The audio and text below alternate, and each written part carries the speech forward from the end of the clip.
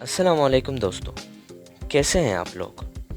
اگر آپ بھی ڈیفنس سے ریلیٹڈ ویڈیوز کے شوقین ہیں تو یہ ویڈیو خاص آپ کے لیے ہے۔ اس ویڈیو میں ہم پاکستان کے JF-17 تھنڈر بلاک 3 اور بھارت کے تیجس MK1 کا کمپیریزن کریں گے۔ آپ نے اکثر بھارتی یوٹیوبرز کو دیکھا ہوگا جو کہ پاکستان کے JF-17 تھنڈر کو دنیا کا بدترین اور تیجس کو دنیا کا سب سے بہترین جہاز بنانے پر تلے ہوئے ہیں۔ اس ویڈیو میں جو بھی ڈیٹا استعمال کروں گا وہ سارا کا سارا ڈیٹا آپ کو اویلیبل ہوگا، آپ خود جا کر چیک کر سکتے ہیں۔ یوٹیوب پر اکثر آپ کو JF-17 تھنڈر بلاک 3 اور تیجس MK1A یا تیجس MK2 کا موازنہ دیکھنے کو ملے گا، لیکن یہ غلط ہے۔ غلط کیوں ہے یہ میں آپ کو اس ویڈیو کے اینڈ میں بتاؤں گا وتھ پراپر ریزنز، تو آخر تک ہمارے ساتھ رہیے، ویڈیو کو پورا دیکھیں۔ تو چلیے شروع کرتے ہیں۔ JF-17 تھنڈر کو پاکستان ایروناٹیکل کمپلیکس اور چینگڈو ایئرکرافٹ کارپوریشن نے مل کر بنایا ہے۔ یہ light weight 4 generation single engine multi role aircraft ہے، لیکن اس کا بلاک 3 4.5 جنریشن کا ہے۔ JF-17 تھنڈر کے بلاک 3 میں بہت ساری پرفارمنس کے حوالے سے اپ گریڈیشن ہوئی ہے، لیکن اس کا ایئر فریم کو خاص نہیں چھیڑا گیا۔ سب سے پہلے اس کے ایئر فریم کو دیکھتے ہیں۔ بلاک 3 میں ایسا ریڈار لگانے کی وجہ سے اس کا نوز کون تھوڑا سا بڑا ہے۔ اس کے ایئر فریم میں کمپوزٹ مٹیریل کا استعمال کیا گیا ہے، جس سے اس کا ریڈار کراس سیکشن کم ہو جاتا ہے اور اسٹیلتھ خصوصیات آ جاتی ہیں، اور تفصیلات کے مطابق بلاک 3 سیمی اسٹیلتھ ہوگا۔ بلاک 3 کا ایئر فریم پچھلے بلاک سے تھوڑا سا بڑا ہے، جس سے زیادہ انٹرنل فیول لے جانے میں مدد دے گا۔ اس میں 9 ہارڈ پوائنٹس ہیں۔ یہ integrated cockpit display, helmet mounted display اور 3 axis fly by wire system سے بھی لیس ہے۔ اس سے پائلٹ مزید اچھی طرح سے دشمن کے جہازوں پر کنسنٹریٹ کر پائے گا۔ اب بات کر لیتے ہیں اس کے انجن کے۔ JF-17 تھنڈر بلاک 3 میں روسی ساختہ RD-93MA انجن استعمال کیا جائے گا، جو پچھلے بلاکس میں استعمال ہونے والے RD-93 کا اپ گریڈڈ ورژن ہے، اور یہ 93 kilonewton afterburn thrust provide کرے گا، جو کہ پرانے بلاکس کی نسبت بہتر thrust to weight ratio provide کرے گا، اور ساتھ ہی سپیڈ بھی امپروو ہوگی، اور تفصیلات کے مطابق بلاک 3 کی میکسیمم سپیڈ میک 2 ہوگی، یعنی کہ آواز کی رفتار سے دگنی۔ امپرووڈ انجن اور فیول کیپیسٹی کے ساتھ بلاک 3 کی فلائٹ رینج 3480 کلومیٹرز ہے، اور اس کی پیلوڈ کیپیسٹی 3800 کلو گرام ہے۔ اب آتے ہیں اس کے ریڈار پر۔ JF-17 میں سب سے بہترین چینج کی بات کریں تو یہ اس کا ریڈار ہے۔ JF-17 بلاک 3 میں چائنیز KLJ-7A ایسا ریڈار استعمال ہوگا۔ یہ ایک ایکٹیو الیکٹرانکلی سکینڈ ارے ریڈار ہے۔ یہ پہلی بار ہوگا کہ پاکستان کا کوئی جہاز ایسا ریڈار استعمال کرے گا۔ نہ F-16 اور نہ ہی JF-17 کے پرانے بلاکس میں یہ ریڈار استعمال ہوا ہے۔ KLJ-7A ایسا ریڈار 11 مختلف آپریشنل موڈز استعمال کرتا ہے۔ اس ریڈار کو جیم نہیں کیا جا سکتا۔ اس کی رینج 170 کلومیٹر ہے۔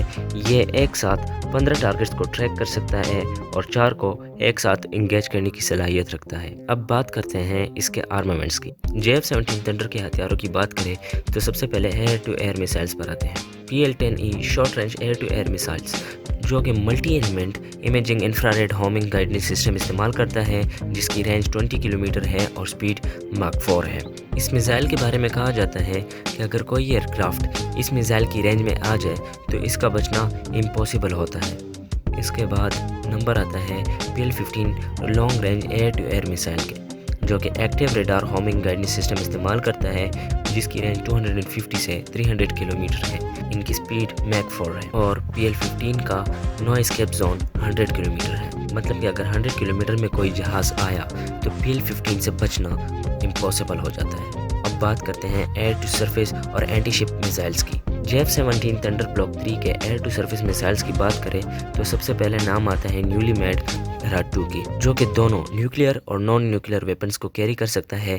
یہ ایک سب سونک میزائل ہے جس کی رینج 600 کلومیٹر ہے۔ سپر سونک میزائلز کی تفصیلات فی الوقت میسر نہیں، تاہم اس میں ممکنہ طور پر CM-400 جو کہ اینٹی شپ اور لینڈ اٹیک دونوں کے لیے استعمال ہوتا ہے، اور اس کی رینج 240 to 400 کلومیٹر ہوتی ہے، اور دوسرا CM-302، یہ بھی ایک اینٹی شپ اور لینڈ اٹیک دونوں کے لیے استعمال کیا جاتا ہے۔ اس کی رینج 300 کلومیٹر ہے اور یہ ماک 3 کی سپیڈ سے پرواز کرتا ہے۔ اس کے علاوہ پاکستان خود بھی سپر سونک میسائلز تیار کر رہا ہے۔ اینٹی ریڈیشن میزائلوں کی بات کریں تو فی الوقت اینٹی ریڈیشن میزائلوں کی تفصیلات تو نہیں بتائی گئی، لیکن ممکنہ طور پر ان میزائلوں میں LD-10 اور CM-102 ہو سکتے ہیں۔ LD-10 پہلے ہی پاکستان حاصل کر چکا ہے۔ ان دونوں میزائلوں کی رینج 80 سے 100 کلومیٹر تک کی ہے۔ یقیناً لانگ رینج اینٹی ریڈیشن میزائلوں کو بھی انڈکٹ کیا جائے گا، لیکن فی الحال اس کی تفصیلات میسر نہیں۔ ان تمام تفصیلات کے بعد ہم یہ کہہ سکتے ہیں کہ JF-17 تھنڈر بلاک 3 ایک ہائیلی کیپیبل 4.5 جنریشن کا فائٹر جیٹ ہے۔ تیجس بھی ایک 4th generation light weight single engine multi role aircraft ہے جس کو ہندوستان ایروناٹکس نے تیار کیا ہے۔ تیجس ابھی تک صرف چند ہی طیارے ایئر فورس کے حوالے کیے گئے ہیں، اور یاد رہے یہ وہی طیارہ ہے جن کو ان کے اپنے ہی ایئر فورس اور نیوی ریجیکٹ کر چکے ہیں۔ تو چلیے بات کرتے ہیں اس کے ایئر فریم کی۔ تیجس کے ایئر فریم میں کمپوزٹ مٹیریلز کا استعمال کیا گیا ہے۔ یہ delta wing single seat aircraft ہے۔ اس میں 6 سے 7 ہارڈ پوائنٹس ہیں۔ اس کے انجن کی بات کریں تو Tejas F404 turbo fan engine سے لیس ہے، جو کہ 85 kilonewton afterburn thrust provide کرتا ہے۔ اس کی میکسیمم سپیڈ ماک 2.1 ہے۔ اس کی فلائٹ رینج 3000 کلومیٹر ہے اور اس کی پیلوٹ کیپیسٹی 3650 کلو گرام ہے۔ ریڈار کی بات کریں، اس میں اسرائیلی ساختہ ELTA ELM 2032 ریڈار کا استعمال کیا گیا ہے، جو کہ ایک مینولی اسکین ریڈار ہے، یعنی کہ ریڈار کے معاملے میں یہ JF-17 بلاک 3 سے تقریباً ایک جنریشن پیچھے ہے۔ اس کے ہتھیاروں کی بات کریں تو ویسے تو تیجس کو light weight multi role category میں ڈیزائن کیا گیا تھا، لیکن اس کے ہتھیاروں کی لمیٹیشن کی وجہ سے ہم صرف ایئر ٹو ایئر ویپنز ہی کنسیڈر کریں گے۔ ایئر ٹو ایئر میسائلز میں شارٹ رینج میسائل کی بات کریں تو ان میں سب سے پہلا نام R-73 short range air to air missile کا آتا ہے، جو کہ انفراریڈ ہومنگ گائیڈڈ سسٹم استعمال کرتا ہے اور اس کی رینج 30 کلومیٹر ہے۔ میڈیم رینج کی بات کریں تو اس میں آسترا میڈیم رینج میسائل آتا ہے، جو کہ terminal active radar guidance system استعمال کرتا ہے، جس کی رینج 100 کلومیٹر ہے۔ لانگ رینج میسائل کی بات کریں تو ان میں R-77 BVR میسائل آتا ہے، جس کی رینج 110 کلومیٹر ہے، جو کہ انفراریڈ اور terminal active radar guidance system استعمال کرتا ہے اور اس کی میکسیمم سپیڈ ماک 4.1 ہے۔ اس کمپیریزن کو دیکھیں تو ہر لحاظ سے JF-17 تھنڈر بلاک 3 کو تیجس MK1 پر برتری حاصل ہے، بلکہ اگر ہم یہ کہیں کہ Tejas MK1 JF-17 thunder block 3 کے مقابلے کا ہی نہیں ہے تو یہ زیادہ بہتر ہوگا۔ شاید تیجس MK1 کو اس کی اپنی خصوصیات کی وجہ سے ہی ان کی اپنے ایئر فورس نے استعمال کرنے سے منع کر دیا، اور 20 سال گزرنے کے بعد بھی اس کے صرف 34 یونٹ تیار کیے گئے ہیں، جو کہ اس ایئر کرافٹ کے فیل ہونے کا سب سے بڑا ثبوت ہے۔ اور اب میں آپ کو یہ بتاتا چلوں کہ میں نے کیوں تیجس MK1 کو JF-17 تھنڈر بلاک 3 سے کمپیئر کیا ہے، جبکہ اب تو انڈین یہ بات کرتے ہیں کہ تیجس MK1A اور تیجس MK2 بھی ڈیولپنگ سٹیجز میں ہیں، تو میں نے انہیں کیوں کمپیئر نہیں کیا؟ تو اس کا میں جواب دیتے چلوں کہ تیجس MK1A اور تیجس MK2 ان کا تو ابھی تک پتہ ہی نہیں ہے کہ ان کی پروڈکشن کب ہوگی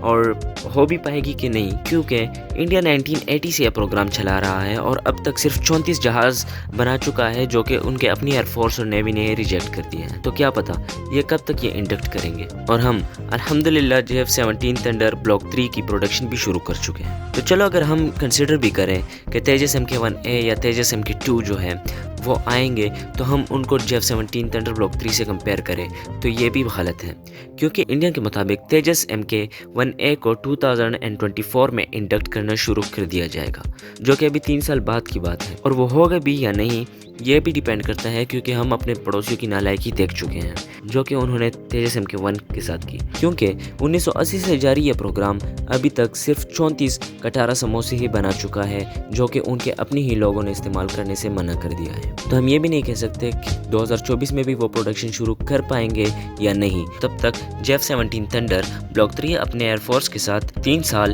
گزار چکا ہوگا، اور تب ہم شاید بلاک 4 ہی سٹارٹ کر چکے ہوں گے، جو کہ یقیناً بلاک 3 اور ان کے تمام طیاروں سے زیادہ ایڈوانس ہوگا۔ امید کرتے ہیں آپ کو ہماری آج کی ویڈیو پسند آئی ہوگی، اور اگر آپ کو یہ ویڈیو پسند آئی ہے تو پلیز چینل کو سبسکرائب کیجیے اور ویڈیو کو زیادہ سے زیادہ شیئر کیجیے۔ آپ سے ملتے ہیں کسی اور ویڈیو میں، تب تک کے لیے اللہ حافظ۔